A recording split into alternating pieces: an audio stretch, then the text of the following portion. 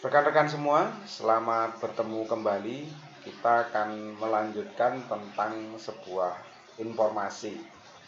Informasi yang kita dapatkan atau yang kita sampaikan itu tidak selamanya berlangsung mulus atau langsung dapat diterima. Jadi kita sendiri juga akan melakukan hal yang sama terhadap informasi. Apakah diputuskan akan diterima atau tidak.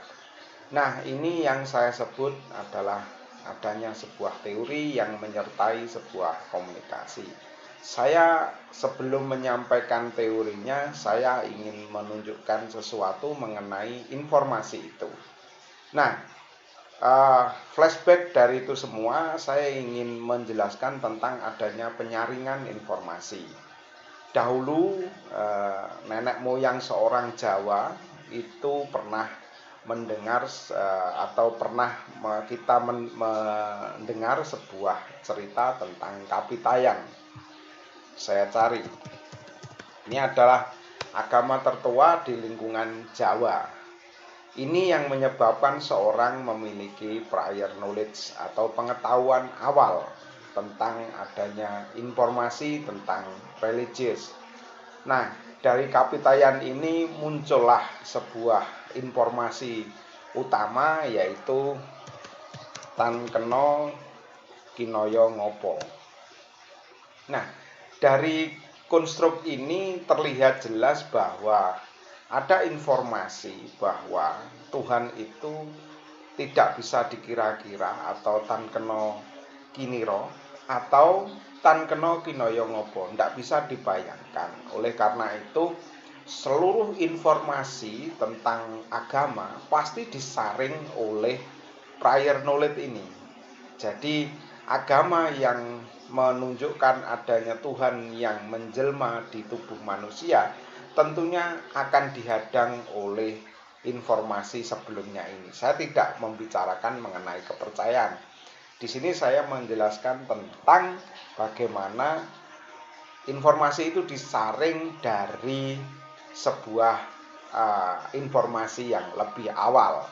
Dan disinilah maka terjadi asimilasi informasi karena terus-menerus diinformasikan mulai agama Hindu, Buddha, kemudian Kristen, Islam dan sebagainya masuk ke Jawa, pasti akan disaring dulu dengan yang disebut prior knowledge. Yang kedua, penyaringan yang pertama akan menghasilkan ada sebagian yang bisa masuk dan ada yang tidak. Yang kedua, informasi bisa saja terjadi penolakan atau penerimaan. Itu bukan dari sumbernya, akan tetapi dari sistemnya.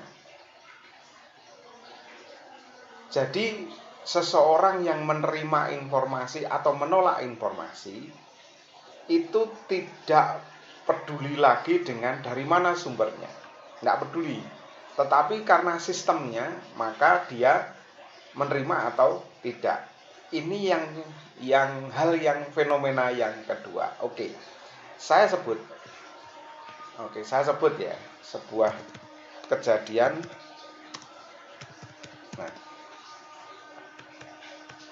Saya sebut teror ninja. Ini jelas. Siapa sumbernya?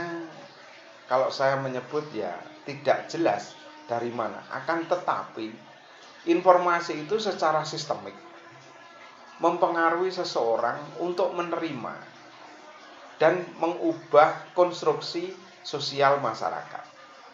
Karena penerimaan itu dimulai dari sebuah sistem yang intimidatif atau teror atau sebuah cerita yang dibalut dengan konstruksi sadisme, maka terjadilah apa yang disebut penerimaan.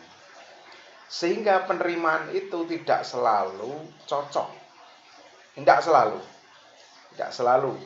Bisa jadi karena sistemnya yang sangat rumit dan kemudian ada intimidasi, bullying dan sebagainya, itu bisa saja menjadi penerimaan.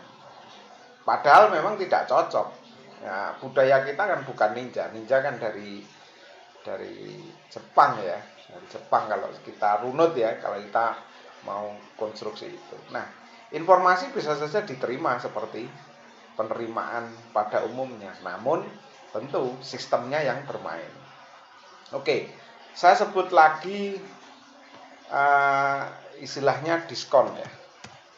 Ada diskon 90%. 90% apa gitu ya. Persen